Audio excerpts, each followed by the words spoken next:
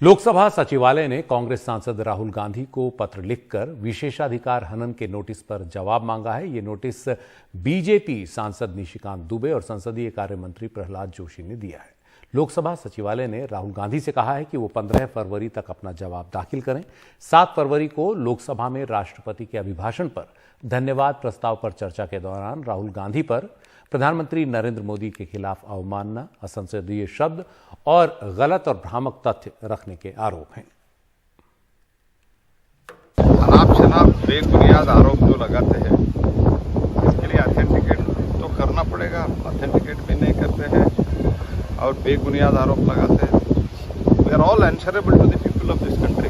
कई बार refresh notice इस तरह का दिया जा चुका है, लेकिन कभी कार्रवाई नहीं होती है। सिर्फ ये नोटिस तक की बात है। इस बार होता है। सर, कार्रवाई होगी सर? हाँ जी। लोकसभा में जो राहुल गांधी को चिट्ठी लिखी गई है, जवाब मांगा गया है सर। नहीं, देखो, जो पब्लिक डोमेन में है, जो सभी लोग कहते हैं, लिखते हैं, आप लोग जो बोलते हैं, वही बात उन्होंने कही है। उसमें कोई अनपार्लियामेंट्री नहीं है, इसीलिए उसका जवाब वो देंगे।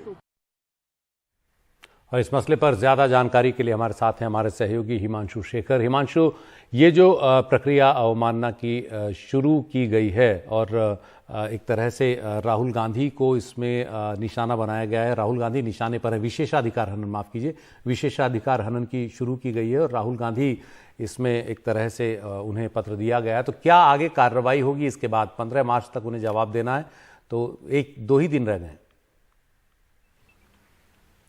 देखिए, प्रिविलेजेस कमेटी के काम करने का एक बहुत ही तय तरीका है और सबसे पहले जिस भी सांसद के खिलाफ कोई आरोप होता है, जिसमें ये आरोप लगता है कि उन्होंने जो विशेषाधिकार है उसका हनन किया है सदन का, तो उन्हें पहले नोटिस दिया जाता है और एक मौका दिया जाता है कि वो अपनी बात रखें।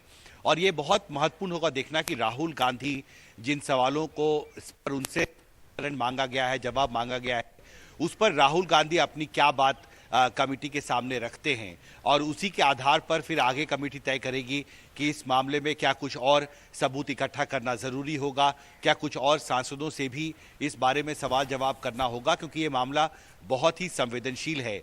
और आज राज्यसभा में भी हमने देखा कि पिछले कई दिन से जो सवाल मल्लिकार्जुन खड़गे उठा रहे थे, आज भी वो खड़े हुए और उन्होंने कहा कि मैंने कुछ भी अनपार्लियामेंट्री, असंसदीय नहीं कहा था, लेकिन मेरे बयान को भी एक्सपंज किया गया है। तो इस तरह की जो कार्रवाई लोकसभा सेक्रेटेरिएट की तरफ से हुई है और राज्यसभा चेयरमैन ने भी जिस तरह से मल्लिकार्जुन खड़गे के बयान के कुछ हिस्सों को एक्सपंज किया है, इसके बाद जो टकराव है सत्ता पक्ष और विपक्ष के बीच, वो काफी ज्यादा बढ़ गया है और इस पर राज्यसभा में काफी ज्यादा हंगामा भी हुआ है। ये काफी कुछ निर्भर करेगा कि अब राहुल गांधी आगे क्या रणनीति अख्तियार करते हैं, क्योंकि उन्हें उन सवालों का जवाब अब देना होगा जो हमने पार्लियामेंट्री अफेयर्स मिनिस्टर का बयान भी सुना है। और उसके बाद फिर प्रिविलेजेस कमेटी जो है इस मामले में जो और लोग वहां पर मौजूद थे, जो रिकॉर्ड्स हैं हाउस के, जो वीडियोस हैं, उन सब की एग्जामिनेशन भी की जाएगी। तो इसमें समय लगेगा, लेकिन फिलहाल देखना बहुत महत्वपूर्ण होगा कि राहुल गांधी जो खुद इस मामले में सवाल उठा चुके हैं कि मेरा बयान क्यों एक्सपंज किया गया, खुद वो सवाल उन्होंने कई बार उठाया है जब से उनका बयान एक्सपंज हुआ है।